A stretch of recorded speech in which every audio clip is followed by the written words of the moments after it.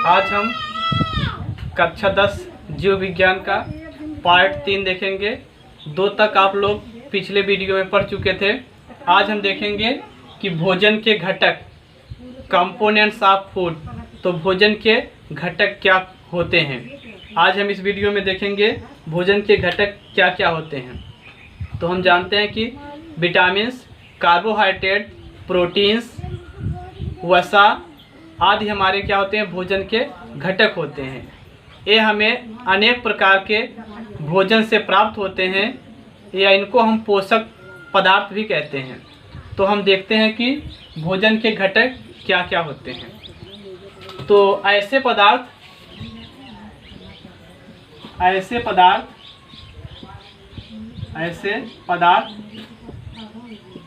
जिनसे हमें protein, vitamins,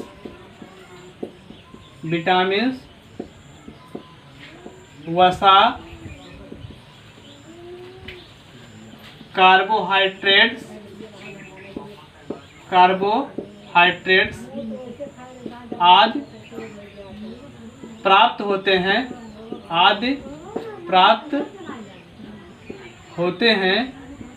उन्हें हम क्या कहते हैं, उन्हें हम क्या कहते हैं, भोजन के घटक कहते हैं।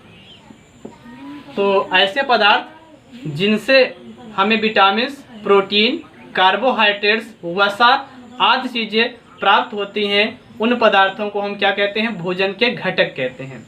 तो जो भोजन के घटक होते हैं, हम देखते हैं सबसे पहले वो कितने प्रकार के होते हैं।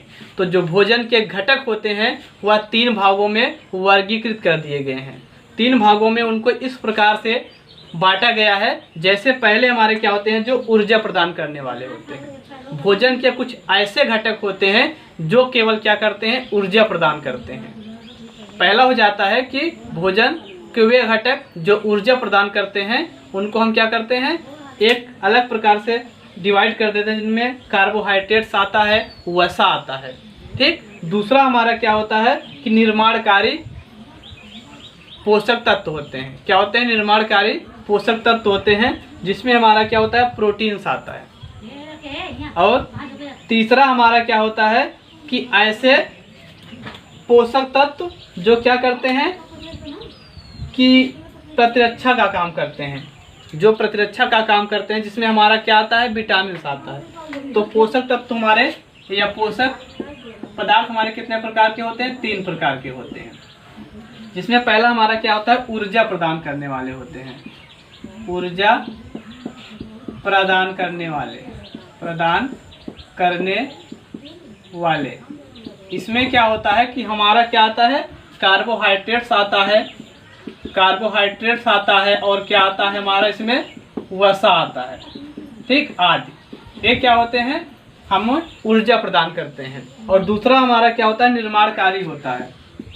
निर्माणकारी इसमें क्या आता है कि हमारा प्रोटीन्स आता है, जो कहीं ना कहीं हमारे पोषक पदार्थों में उपस्थित होता है और हमको क्या करता है, हमारे शरीर के नए जीव द्रव्य के निर्माण के लिए क्या करता है, सहायता देता है। तो इसमें हमारा क्या आता है, प्रोटीन्स आता है। अगला हमारा जो होता है वह क्या होता है, प्रतिरक्षा का जो कार्य करता है, प्रतिरक्षा प्रदान करने वाला। इसमें क्या आता है, हमारा विटामिन्स आता है। इसमें हमारा क्या आता है, विटामिन्स आता है। तो इस प्रकार से हमारे 3 प्रकार के क्या होते हैं, भोजन के घटकों को हम बांट दिए हैं, और जो हमारे शरीर के लिए कुछ ऊर्जा प्रदान करते हैं, कुछ निर्माणकारी होते हैं, जीव द्रव्य के निर्माण के लिए क्या करते हैं, सहायता देते हैं। और कुछ ऐसे होते हैं जो हमको क्या करते हैं, प्रतिरक्षा का कार्य करते हैं, हमारे शरीर में होने वाले रोगों से लड़ने के लिए हमको क्या करते हैं, टेंडेंसी देते हैं, मीन्स क्षमता प्रदान करते हैं। तो पहला हमारा जो होता है वो होगा कार्बोहाइड्रेट्स। तो हम देखते हैं कि कार्बोहाइड्रेट्स होता क्या है।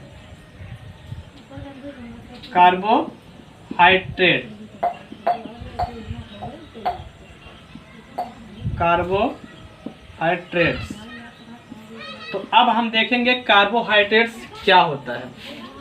तो कार्बोहाइड्रेट्स कार्बन, हाइड्रोजन और ऑक्सीजन के संयोग से मिलकर बना क्या होता है, एक यौगिक होता है, एक पदार्थ होता है। ठीक, अब कार्बोहाइड्रेट्स हम जानते हैं कि हमें किस प्रकार से प्राप्त होता है।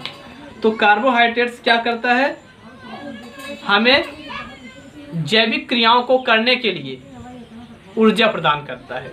हम अपने जीवन चक्र को चलाने के लिए जो सभी क्रियाएं करते हैं, उन सभी क्रियाओं के लिए आवश्यक ऊर्जा हमें कौन देता है, कार्बोहाइड्रेट्स देता है। तो परिभाषा हमारी बन जाती है कार्बन, हाइड्रोजन और ऑक्सीजन के संयोग से मिलकर बना होता है, जिसका उपयोग हम क्या करते हैं कि जैविक कार्यों को करने के लिए करते हैं। पहला इसका उपयोग क्या होता है कि यह हमें जैविक कार्यों को करने के लिए क्या करता है, ऊर्जा प्रदान करता है। ये हमारा पहला हो गया कि जैविक कार्यों के लिए क्या करता है, जैविक कार्यों के लिए ऊर्जा प्रदान करता है, ऊर्जा प्रदान करता है। और दूसरा जो हमारा टॉपिक हो जाता है वह क्या करता है कि यह शरीर को तुरंत ऊर्जा प्रदान करता है। कार्बोहाइड्रेट्स एक ऐसा पोषक तत्व है जो हमको तुरंत, हमारे शरीर को यदि ऊर्जा की आवश्यकता होती है तो बहुत ही जल्द ऊर्जा प्रदान करने वाला क्या होता है, यह एक पोषक तत्व होता है। तो दूसरा हमारा जो कार्य हो जाएगा, जो दूसरा हमारा उपयोग हो जाएगा, यह शरीर को तुरंत क्या करता है, ऊर्जा प्रदान करता है, ऊर्जा प्रदान करता है। तो दूसरा हमारा हो गया, यह शरीर को क्या करता है, तुरंत ऊर्जा प्रदान करता है। और तीसरा क्या करता है कि हमारा जो कार्बोहाइड्रेट्स होता है यह ग्लूकोज को ग्लाइकोजन में परिवर्तित कर देता है। यह ग्लूकोज को ग्लाइकोजन में परिवर्तित करता है। ये हमारा हो गया इसका तीसरा उपयोग। ठीक, अब हमारा जो अगला टॉपिक आता है वो होता है कि वसा क्या होती है। अभी हम क्या पढ़ रहे हैं, ऊर्जा प्रदान करने वाले। ये सभी ऐसे पोषक पदार्थ होते हैं जो हमें क्या करते हैं, ऊर्जा प्रदान करते हैं। तो अगला हम देखेंगे कि वसा या वसाएं क्या होती हैं। ये हमारा वसा जो होता है, इसको इंग्लिश में हम लोग फैट कहते हैं।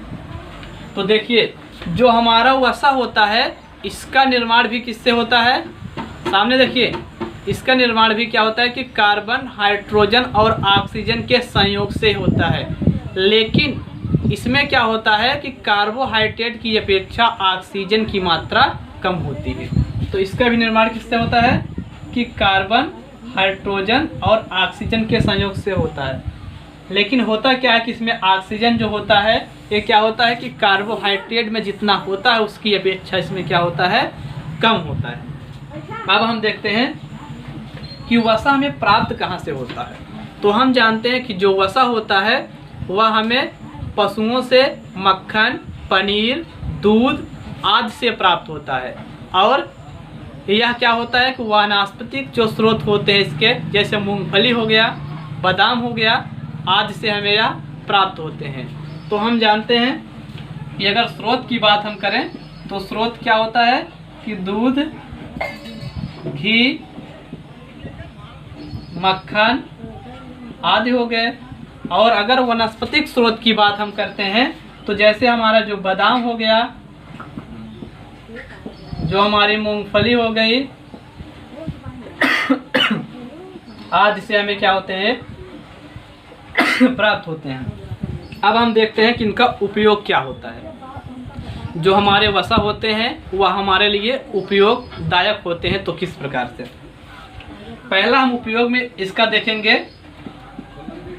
जो उपयोग होता है, जो वसा होता है हमारे शरीर में जो अतिरिक्त पदार्थ होते हैं उसको संग्रहित करता है वसा के रूप में।